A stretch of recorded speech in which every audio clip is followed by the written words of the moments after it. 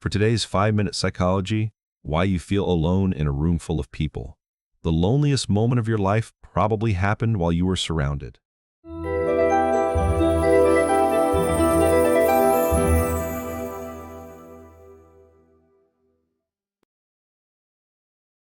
You felt it. The dinner, the party, the room full of people, and the emptiness. You're at a gathering. People are laughing. Someone asks how you are. You say good. And something in your chest sinks because you just performed a version of yourself that has nothing to do with how you actually feel. You drove home emptier than when you arrived. That hollowness isn't antisocial.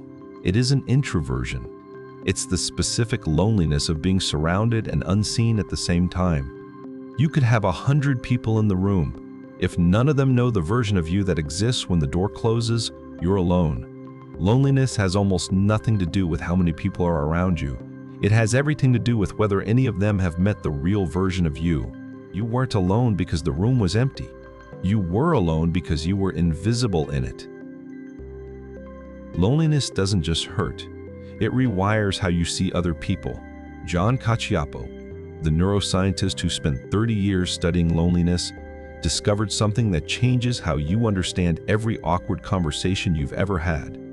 Chronic loneliness shifts your brain into threat detection mode. Once the switch flips, you stop scanning for connection and start scanning for rejection. A neutral face looks annoyed. An unanswered text feels deliberate. A short reply reads as cold. You start rehearsing conversations before they happen and replaying them after they end. Your nervous system is filtering every interaction through one question: are they about to leave? The cruel part is that the longer you feel disconnected, the harder your brain makes it to reconnect. Loneliness builds its own walls. The wall wasn't built to keep people out, it was built to stop you from getting hurt again. You don't show up to social events. A character does. Somewhere early you learned that being in a room full of people required a version of you that wasn't quite real.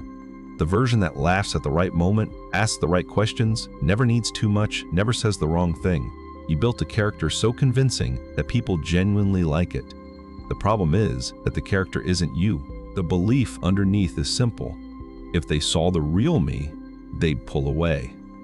That belief is the architecture of every exhausting social interaction you've ever had. The room is full of people, and not one of them has met you. The exhaustion you feel after socializing isn't introversion. It's the cost of running a performance for hours without a single moment of being real. You're not tired of people. You're tired of being someone else in front of them. There are 3 signs you feel alone even when you're not. You leave social events more drained than when you arrived. Not because you're introverted, but because you spent the entire time monitoring how you were being received instead of being present. You weren't socializing, you were performing. You have people who would call you a close friend, but you can't name the last time any of them saw you fall apart. The closeness is real on their side. On yours, it's managed. You scroll through your contacts when you're hurting and can't find a single person you'd actually call. Not because no one cares, but because calling would mean showing the version of yourself you've been hiding. If any of those hit, the problem was never a lack of people, it was a lack of being seen. The cure isn't more people. It's one honest moment with someone who's already there. The next time someone asks, "How are you?" and the honest answer isn't fine, say the honest answer. Not the whole story. Just one true sentence. "I've been having a hard week." That's it. One moment where the real you is briefly visible in a room that's only ever seen the character. Watch what happens when you let someone see you.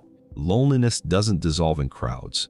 It dissolves in single moments where you drop the performance and let someone meet you without your armor. One moment of being known outweighs 100 hours of being around. You can stop performing your way through every room.